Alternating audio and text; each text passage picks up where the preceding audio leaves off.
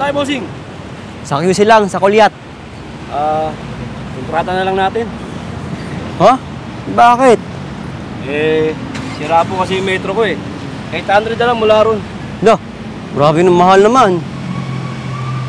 Alam mo, boss, kahit kanino ka magtanong, magtanong ka sa mga kasama ko dyan, mga kapila ko, ganun mo talagang bayaran. Saka pagbayos mo na sa inyo, boss, mukhang nakaipo ka sa abroad eh. Sige, sige. Kasuhin na lang itong bagahe ko. Sige, boss.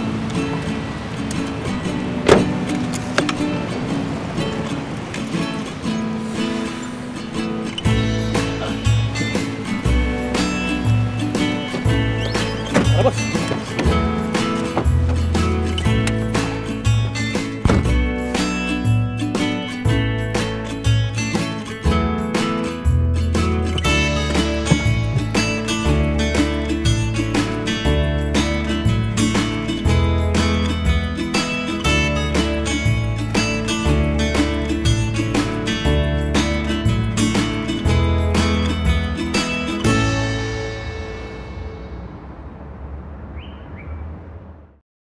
Yan, Ang ganda naman. Ano pala? Saan pala si Jopet?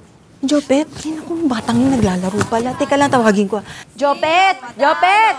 Jopet! Andito ng papa mo! Huli ka nga! Jopet! Bilisan mo, andito ng papa mo!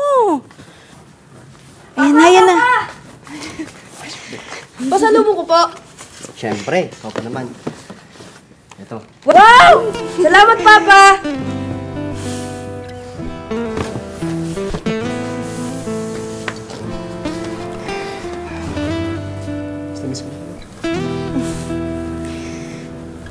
Hanggang kailan ang leave mo ngayon? Permanente na. Permanente? Eh, paano na yung trabaho mo? May negosyo na lang tayo. Isasama ko sina Utol, James at Joseph. Okay. At nga pala, ito naman mahal na para sa'yo. Siyempre, hindi mawala yan. Gusto mo rin. Okay, so mga damit pa rito. I'm sure bagay na bagay ito sa'yo. Miss na miss ka na namin.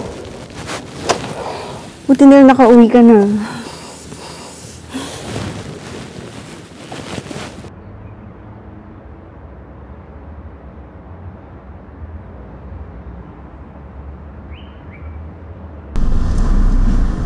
Ay, dyan na lang po sa tabi, kuya. Sige. Ito po.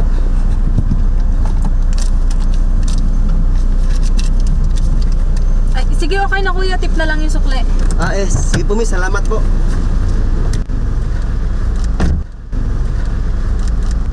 Hindi lang, dito ako nakalayo. Miss! Miss! Teka lang! Naiwan itong laptop nyo sa taxi ko, oh. Ako, kuya, salamat po. Inuhulugan ko pa kasi ito eh. Saka maraming important files yun nandito. Ay, teka, kuya. Ito, kahit pang mirenda Naku po, lang. huwag na po, hindi na kailangan. Hindi Sige na, kailangan. kuya. Tanggapin nyo na ho. Miss, thank you na lang po. Mag-iingat na lang po kayo sa sunod. Okay? Ako, kuya, salamat po talaga ha. Sana Sige, mauna na po ako. taxi driver katulad nyo. Sige po. Sige, mauna na ako. Thank you.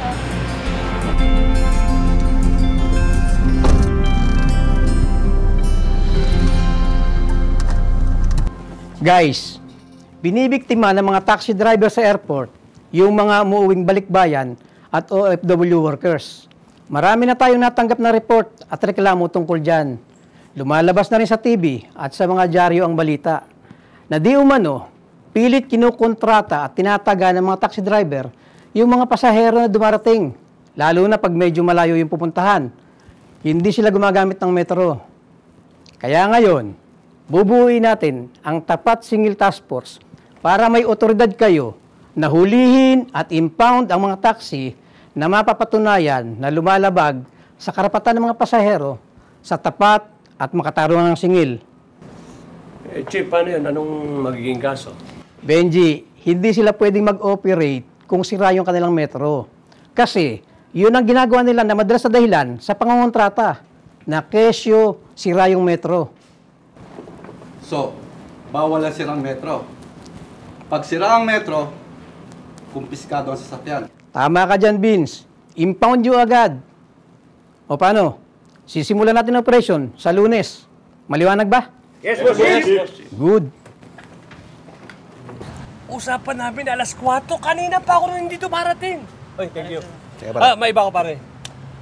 Kamusta na yung baby mo? Tatay ka na ngayon. Tatay ka na. Siyempre, masarap na mahirap. At siyempre, ito si Mrs. Walang inatupag kundi alagaan yung baby namin. Pero ito na yung gastusin. Basta huwag kang mawawala, ha? Sabi niya, ninong ka. Ako pa, siyempre. Pero pare kita mo kahit ngayon ako ganito, walang wala. Ito pa pare, ito pa. Araw-araw inaalat ako sa pustahan. Ewan ko ba? Ito pa mabigat. Nakautang ako ng 5-6, malaki pare. Ito pa. Alam mo, ikaw lang ako din dahil gustusin. 3 pinag-aaral ko. Yung tindahan ni Mrs. Hindi naman kumikita eh. Oh. Pero, pare, sila Tolits, di ba, kasama sa task force tapat singil? Oh. Narinig ko sila sa lockers nag-uusap. Balak dumiskarte. Diskarte? Oo, dilihensya. Alam mo pare, yung mga yan, matagal ko na nakasama yan. Alam ko ang mga modus ng mga yan. At kahit tayong dalawa, kaya natin gawin yun. Yan ang gusto ko sa'yo. Ganito lang yan eh. Kanya-kanyang lugar yan. Kanya-kanyang teritoryo. Alam mo, maganda sa atin. Airport yun. Ang daming taxi doon. Kumbaga sa dagat, maraming isda. Hindi kailangan makipag-agawan. Pare, sigurado ako. Makakabawi na ako sa talo ko. At ito ang panalo, pare. Oo. Ito ang panalo. Huwag kang mawawala, ha? Ninong ka, tandaan mo. O sige, pag nawala ako, niutan ako sa'yo. Hindi, joke lang, joke. Hindi ako mawawala, pare. Pare, alam mo na. Ito pa, promise ko. Magdadala ko ng alak para sa tropa.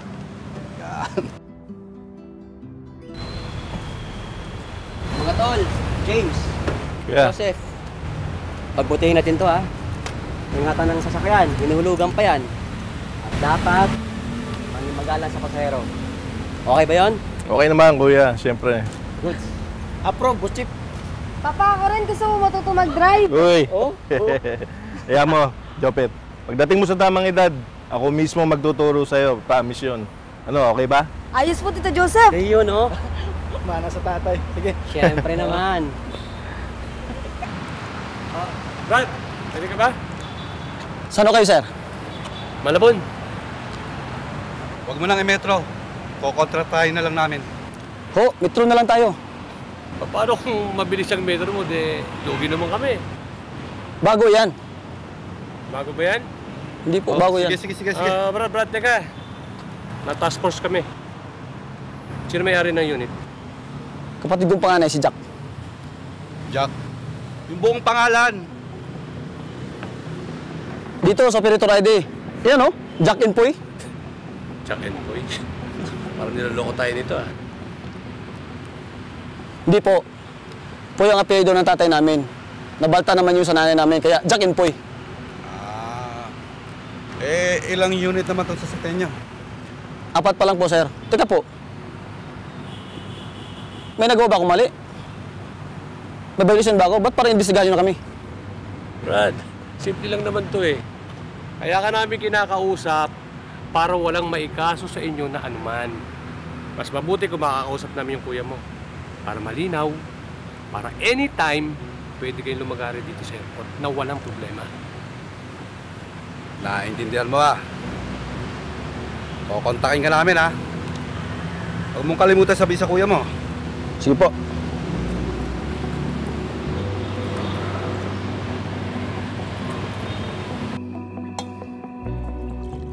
Kotong, dilihensya, protection money. Ganun na nga, Kuya Jack. Nagpipigil lang ako eh. Ano kuya? Magbibigay ba tayo? Kung ako, hindi dapat. Wala tayong ginawang mali. Sumusunod lang nga tayo sa batas at mga patakaran eh. Tapos kung kutungan na tayo, walang hiya. Alam mo mga tol, ganun din ang tingin ko. Kung pwede, ayoko. Pero mula nung umuwi ako dito at magnegosyo, may mangilang-ngilang mga unggoy nasa sa pwesto. Mga abusado. Tulad nga ng sabi mo, kuya, monkey business yan. Pag hindi ka nakisama sa kanila, kakawawain ka nila.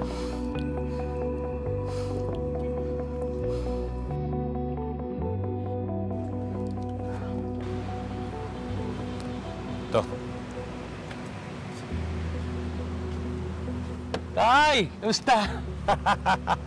Kamusta, Tay? Huwag malungkot, ha? Wala mo boundary? Ayun, thank you! Oh. Ingat, Tay, ingat. Tama, Tay. Sir! Kamusta, sir? Okay lang po. Buti ka pa, okay. Paano naman kami? Ito po. Ayun. Yan sinasabi ko, dapat laging ganyan. Puro binibigay sa atin niya. Maganda-ganda to. Itong kahapon, hindi mo binigay nito eh. Tanda na Doble kasi. yan. Yun, oh. Tay! Estoro ng tulog, ha? Kape muna tayo. Ayun, oh. Kape. Okay na siguro to. Marami-rami na. Boundary, brother. Thank you. Ingat, tayo, ingat.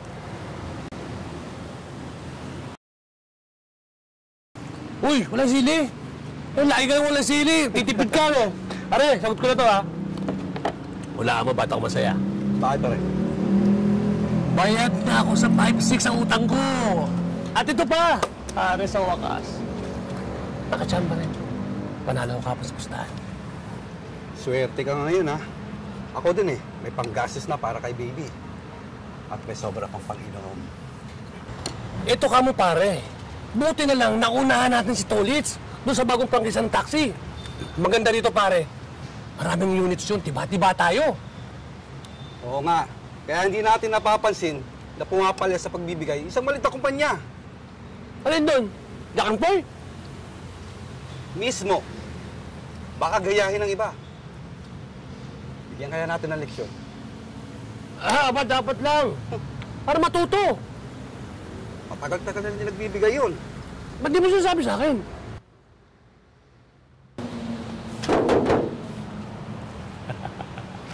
Sir, magandang gabi. Sir, good evening. Pasensya na, ha. Check lang tayo ng metro. Pwede bang paka-start?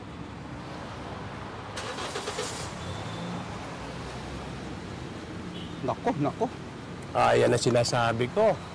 Problema yan, oh. Ang bilis! Sira yung metro mo, Brad. Sira!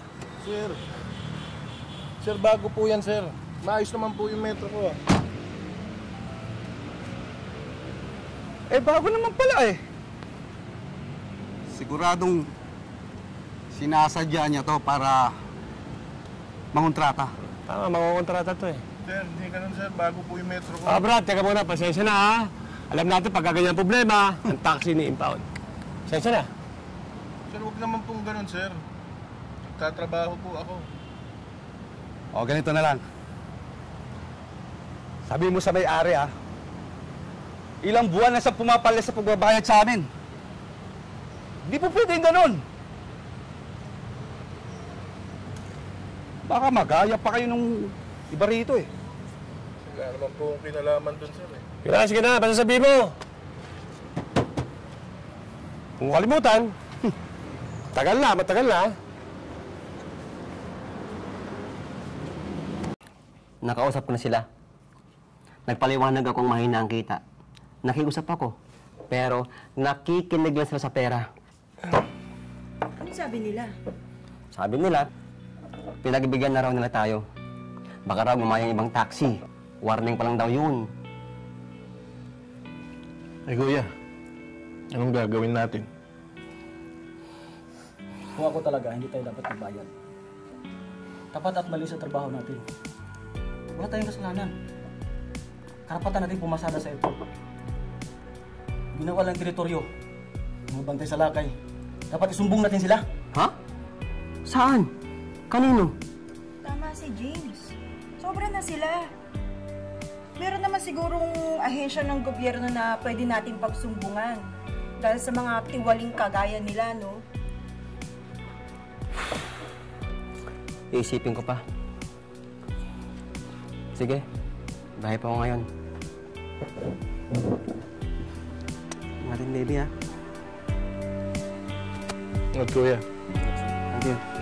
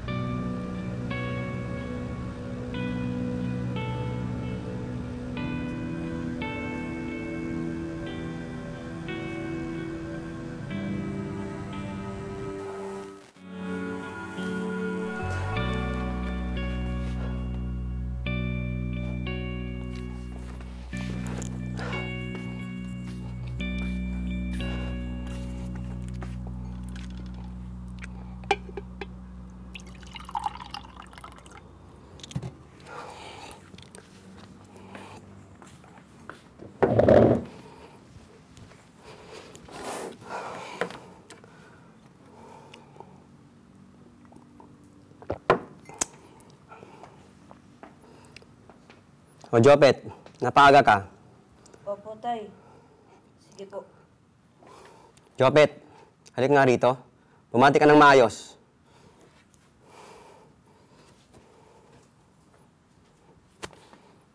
Halik ka rito. O, kaya naman pala nagtatago. Ano nangyari dyan sa mukha mo? Pinadapa lang po. Yung totoo. Sinapak po ako ng classmate ko. Bakit ka naman sinapak? Kasi po inaawa yung bago naming classmate. Kinuha yung baon niya. O tapos, kinuha rin ba yung baon mo? Hindi po. Bakit ka nga sinapak? Kasi po tumulong ako dun sa binubuli. Sabi ko po sa bully, huwag manguha ng hindi sa kanya. Hinamon po ako. Lumaban ako. Kinabahan mo ba? Kaso, malaki po siya eh. Masakit na ba? Halika, lagyan ng yelo para hindi masyadong mamaga.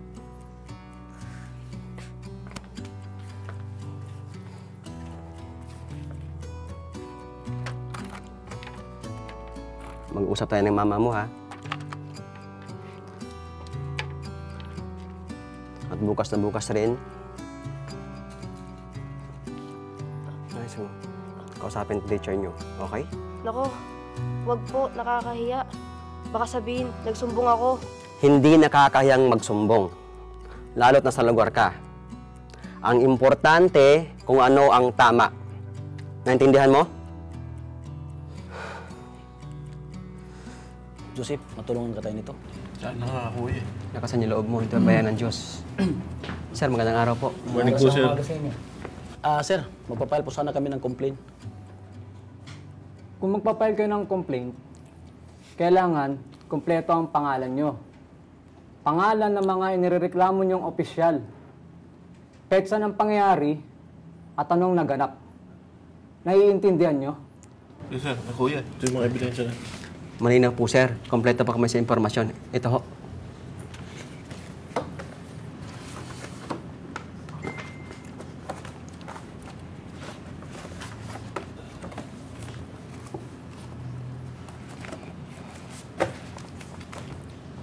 Pag matapos ma-review ang kaso, iimbestigahan ito.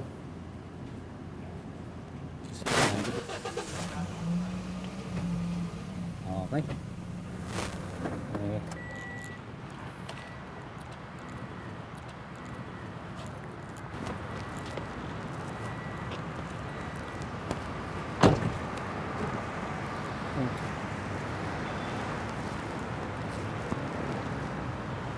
For the record, ayon sa test ngayon, hindi sira ang metro. O mga tol, ayos na. Sabi ko sa inyo eh. Di ba? Diba sabi ko? Ano, boss? Salamat. Sige, sir. Ba? Joseph, kain muna tayo. Gutom. Okay.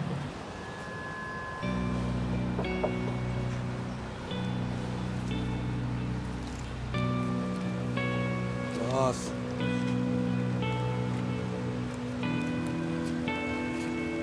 Hoy. Saan na? Ba yan? Napag-pay naman. Namiss mo kami, no? Kulang to, Brad. 2 case lang to. Pulutan pa. Kaysa wala. Paano yun? Ay, pwede mo tayo umutang na, di ba? Kilala mo naman yun, di ba? O pare! Dito muna kayo! Mapit kayo sa amin! Boss, teka, anong problema? Hindi nyo ba kami kilala? Kilala namin kayo. Bistado na kayo sa modus operandi nyo pangongotong. Hop! O, huwag nyo nang gawin yan! Huwag nyo nang gawin yan. Magkakaroon pa kayo ng panibagong kaso! Ina-aresto namin kayo sa kasong direct bribery! Bakit, sir? May ebidensya kayo? Oo, marami! Sumama na kayo sa amin! Ngayon din! Formal kayong sasampa ng kasong kriminal. Bagay lang sa inyo yan. Boss, pwede naman pag-usapan natin to, boss. Sige na. Boss, magkano ba? Huwag nyo nang dagdagan pa ang kaso nyo sa pag-alok ng pagsuhol sa amin. Matidetain muna kayo, magkakaroon kayo ng arraignment. Magtatalaga ng halaga ng piyansa habang pinoproseso pa ang kaso nyo. Tara, sir. Bitbitin na natin to. Sir, tara na. Sir! Tama na kayo. Sir! Ikiusap naman kami, sir, eh. Hindi, huwag na kayo kumalag.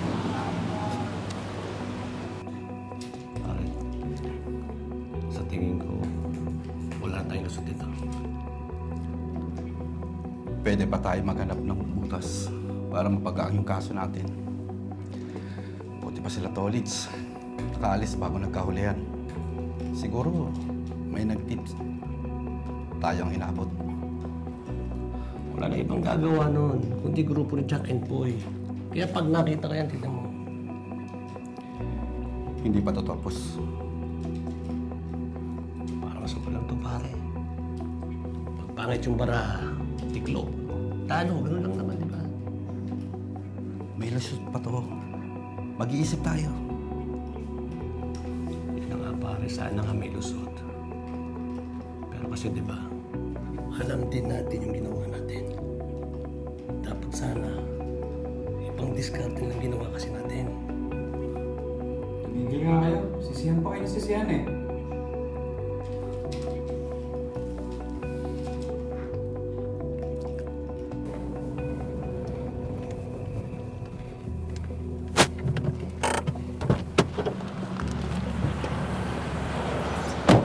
Tol, tara na. Late na tayo. Sa traffic kasi.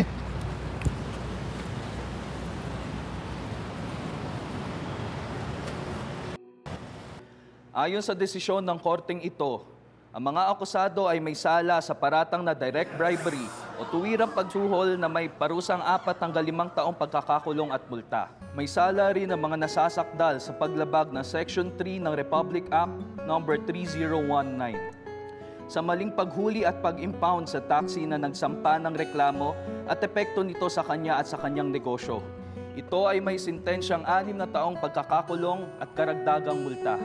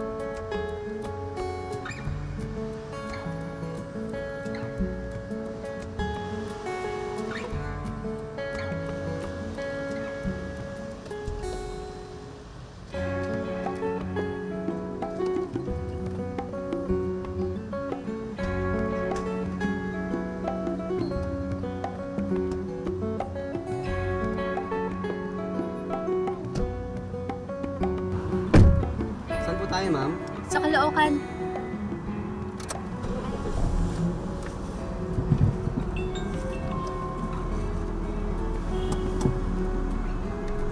Naku, kahit anong ganda sa ibang bansa, iba pa rin talaga sa Pilipinas.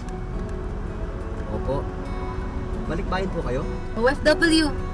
Galing ang Kuwait. Natanip ako sa OFW. Ang hirap. Ay, naku, oo.